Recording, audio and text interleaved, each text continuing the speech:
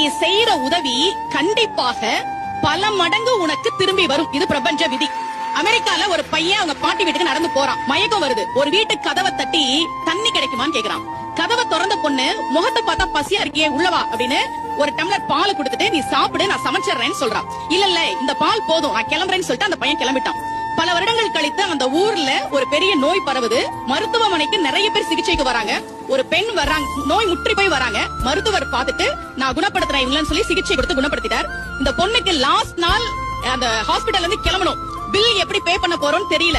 கண்ணீர் வழிய எவ்வளவு பில் வரப்போதோ அப்படின்னு அவங்க காத்துட்டு இருக்காங்க. பில் வருது. அதுல எழுதி இருந்த வாக்கியம் உண்மையாக அமெரிக்காவில் நடந்தது. இந்த மருத்துவ சிகிச்சைக்கான பணம் பல வருடங்களுக்கு முன்பாகவே ஒரு டம்ளர் பாலாக எனக்கு தரப்பட்டு விட்டது. இப்படிக்கு மருத்துவர் ஹோவர்ட் கெல்லி என்று எழுதப்பட்டிருந்தது. அதனாலதான் நமக்கு உதவி செய்யு சொன்னாங்க.